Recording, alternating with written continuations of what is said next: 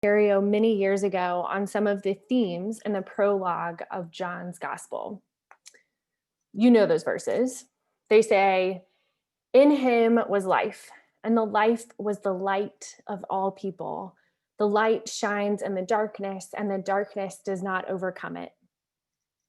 Newell was speaking about the light that is alive in every person. At the end of his talk, a native Canadian Mohawk elder came up to him with tears in his eyes. He said, "As I have been listening to these themes, I have been wondering where I would be tonight. I have been wondering where my people would be tonight. And I have been wondering where we would be as a Western world tonight if the mission that had come to us from Europe centuries ago had come expecting to find light in us." For a disturbing number of years, the mission of the church during the age of colonialism was to bring Jesus to all the ends of the earth because apparently the light wasn't already there. Beginning close to the 16th century, Western European countries set out to explore the world and make colonies, and the church was an integral force leading that effort. They believed we had it right, and they, the poor people around the world, needed us to give them the answers, whether that was European-style civilization, European-style religion, or European-style Jesus. Did anyone ever ask the people already living on that land what they wanted?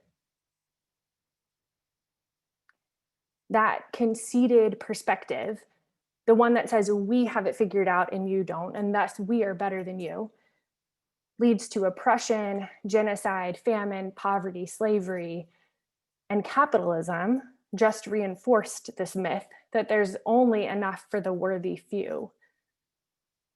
Plus, this us versus them mindset puts God in a box and doesn't allow any possibility for God to be bigger than us. Our society, the one that believes people are dispensable, the one that doesn't care about children separated from their parents, single moms experiencing chronic homelessness, or the death of our planet, is the one that excludes God. To find God, we have to do the opposite. We have to counter the scarcity, fear-filled narrative. We have to repent of our participation in systems that abuse, neglect, and kill. We have to work in solidarity with the vulnerable. God is tearing down walls and bringing life from death, but we keep putting walls up.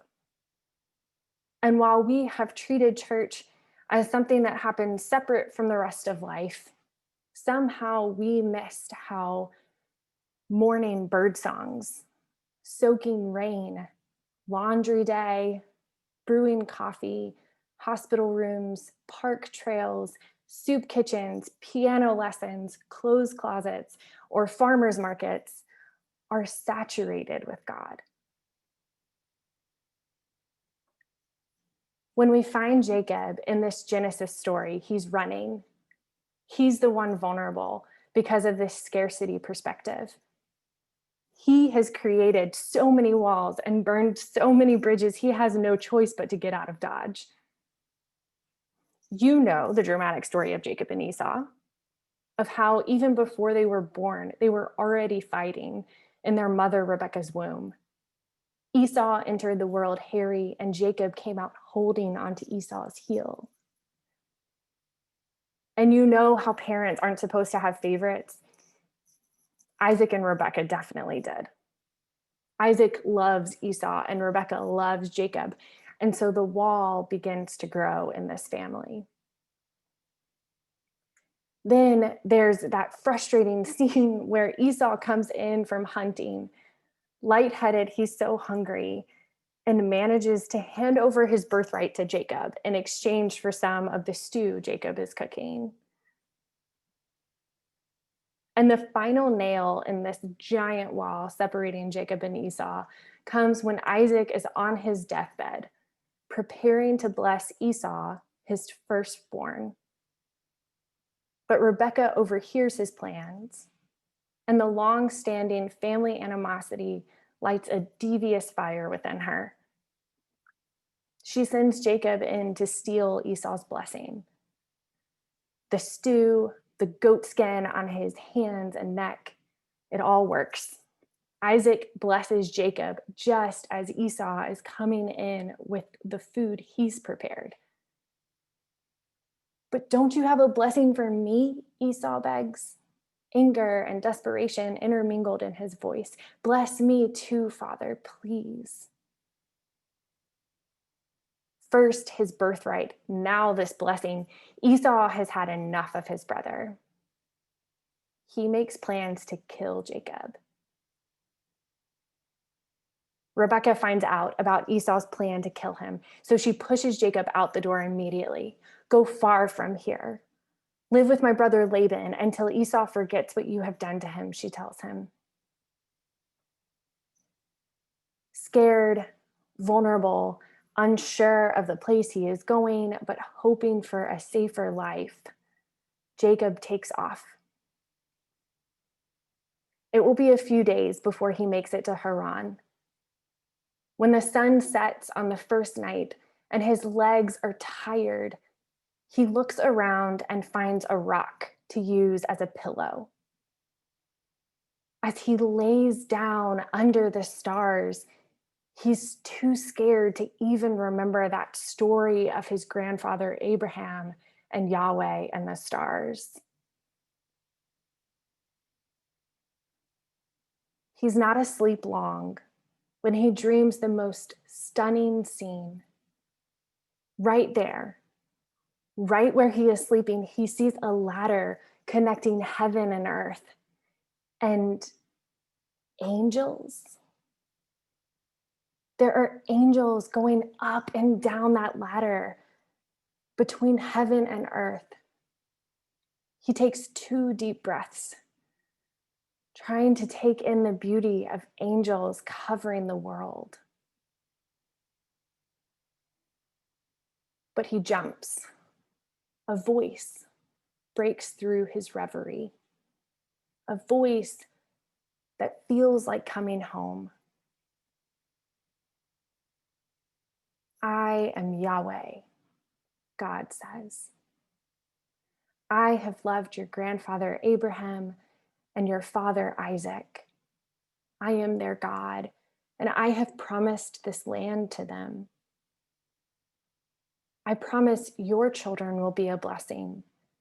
They will be like dust covering the earth, and they will be a blessing to everyone. I am yours, Jacob. I am with you and will keep you wherever you go. I will not leave you.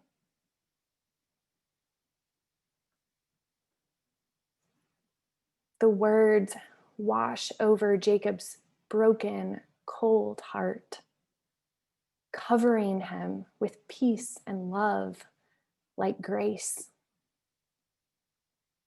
There was nothing he did to deserve this. In fact, everything he did was wrong. But God put up a ladder, breaking through the boundary between heaven and earth and the boundary of Jacob's limited vision. When he wakes up, he can barely find the words, but when they do come, he whispers, "How did I not know that God lives here?" The truth has been available for us to recognize this whole time too. It's not heaven or earth, Jacob or Esau, us or them. It's all intermingled. Heaven is here. Angels are here. God is here with us, among us, for us, loving us, sustaining us, blessing us this very moment. For Jacob, God countered the scarcity mindset that divided Isaac and Rebekah's family, that mindset that said there was only one blessing to be given out. To the blessing denied to Esau, God responds with widespread blessing. Through all of their family, God promises the whole world will be blessed, as common and tireless as dust. Just when we are confident that heaven is perched perfectly beyond our skies, God throws up a ladder, breaking through that boundary, and shows up right beside us at clothes closets, piano lessons, or laundromats. No matter how broken or divided we see our world, no matter how many walls we put up, no matter how limited we understand the possibilities, the angels are still invading. God's Spirit is still moving, bringing all our brokenness to wholeness, all our scarcity to abundance, and not letting us go. Never, ever letting us go.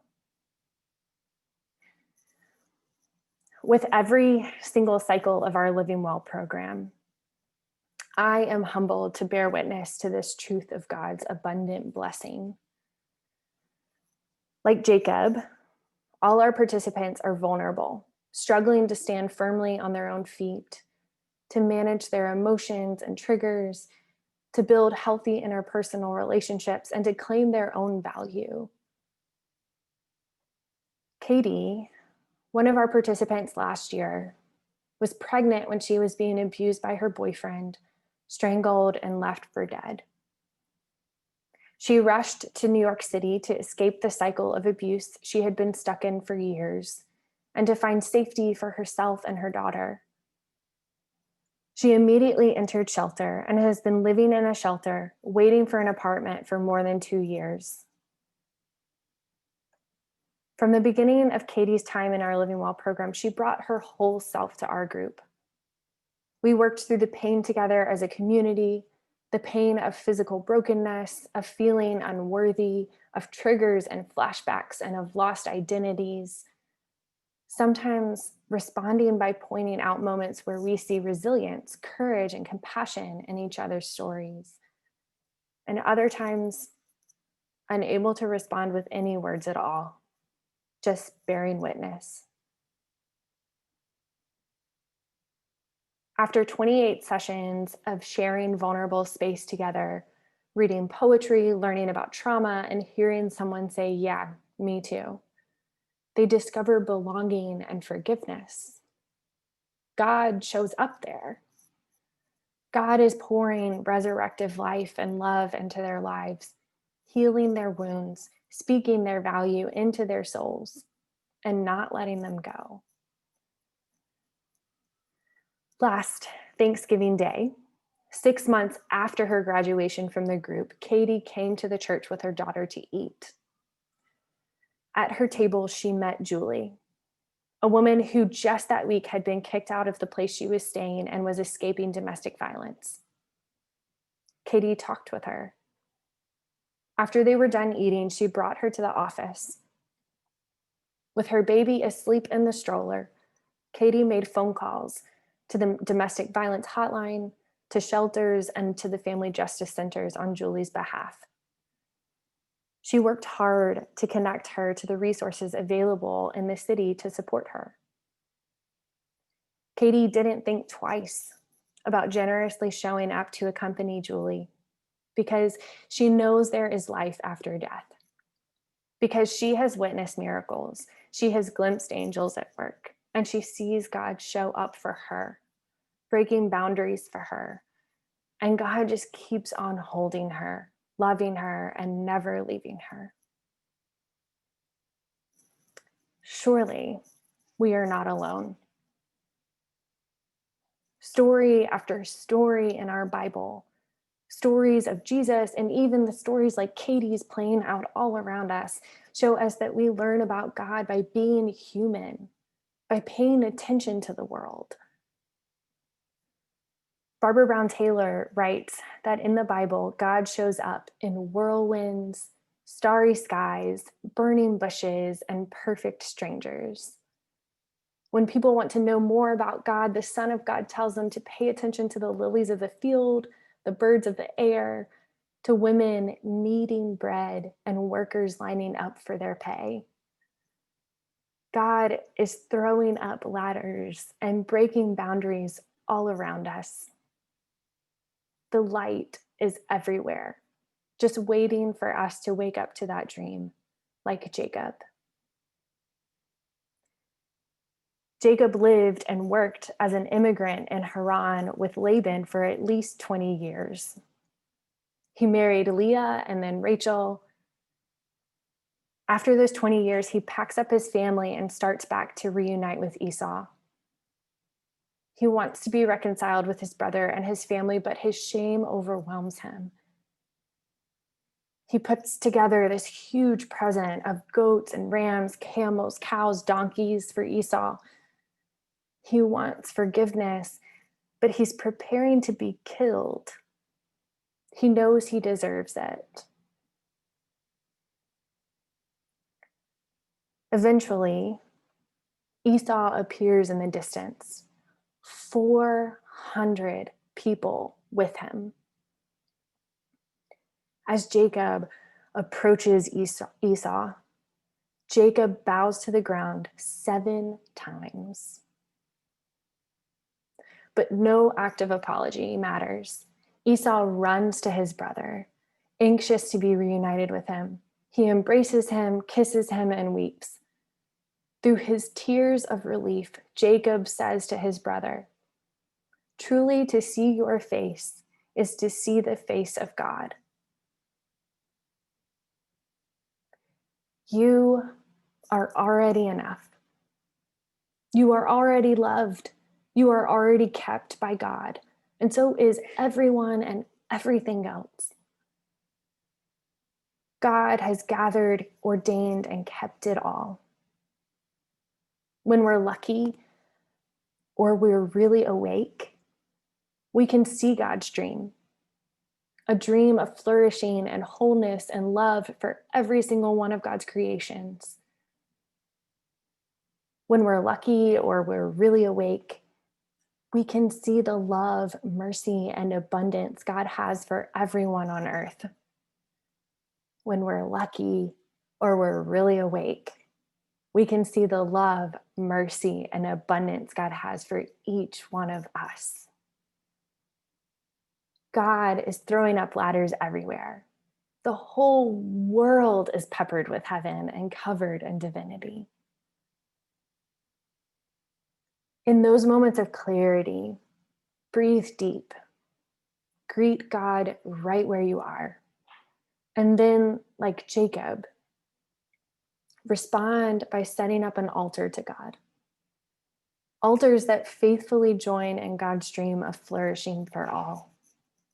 Altars of doors opened in hospitality, hearts extended in forgiveness, feet marching in protest, hands joined in conversation, ears listening in companionship, and giant, boundless, healing love. Over and over again, we have the chance to see God right beside us, like a voice that feels like coming home. So we too can be a part of the boundary breaking, loving, healing, reconciling, justice seeking, setting up altars all over the world. Amen.